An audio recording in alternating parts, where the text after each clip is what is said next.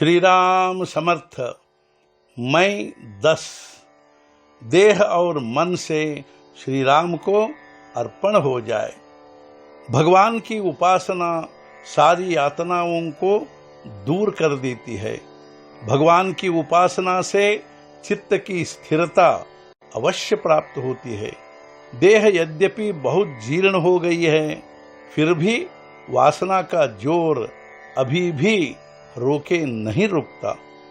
इस स्थिति को जानकर हम केवल रघुपति को भजे, हृदय में भगवान का ध्यान करें, नामस्मरण के सिवाय और कुछ न बोले।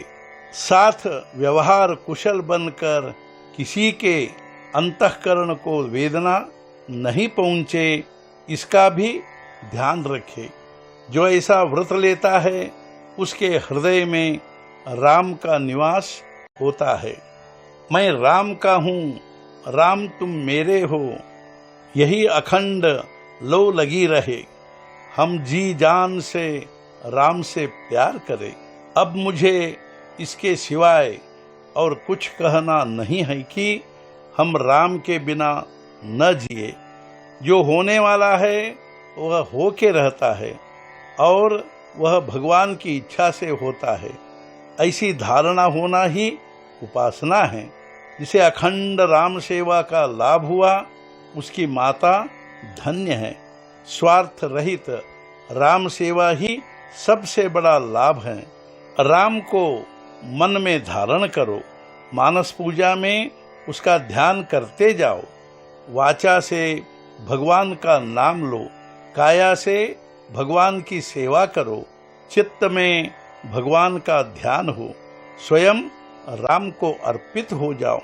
इसके सिवाय अन्य कोई भी सेवा नहीं है। यही सबसे बड़ी सेवा है। उपासना दृढ़ हो, उसमें किसी भी बात की शर्त न हो। उत्कट भाव से उपासना होने पर मन स्थिर होगा। हमारा जीवन जिसके हाथ में है उसकी सदा संगति रखे। जो भी करेंगे उसके साक्षी परमात्मा होते हैं, यह ध्यान में रखे। मन में धीरज हिम्मत रखनी चाहिए, क्योंकि रघुवीर ही मेरे सहायक, यह धारणा दृढ़ रखे। भगवान का नामस्मरण इतनी तन्मयता से करे कि जिससे हमें अपना विस्मरण हो जाए। सभी बातें तो ईश्वर के इशारे पर होती हैं, हम तो केवल निमित्त मात्र होते हैं। जैसा हमारा मन गृहस्थी में डूब जाता है और धन में लग जाता है, वैसे हमारा मन ईश्वर की आराधना उपासना में लीन हो जाना चाहिए।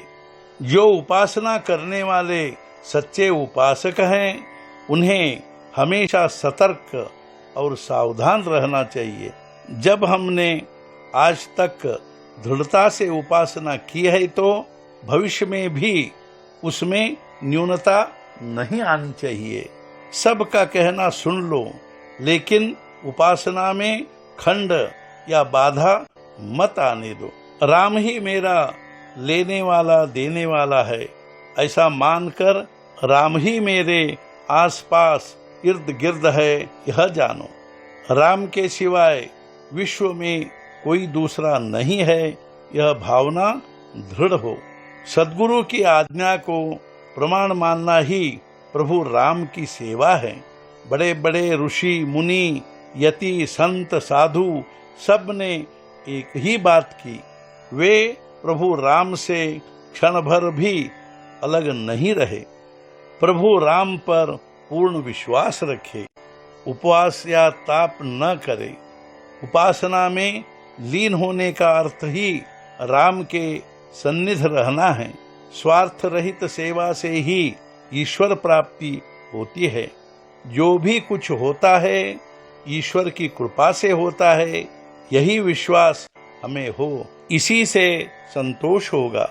जहाँ ईश्वर की आज्ञा से सब कुछ होता है, वहाँ सामान्य आदमी की क्या हस्ती।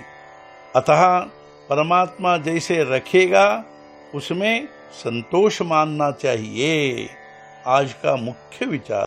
चित्त में भगवंत का ध्यान हो, स्वयं समर्पण हो जाए, यही सबसे बड़ी सेवा है। सद्गुरुनाथ महाराज की जय। जय जय रघुवीर समर्थ।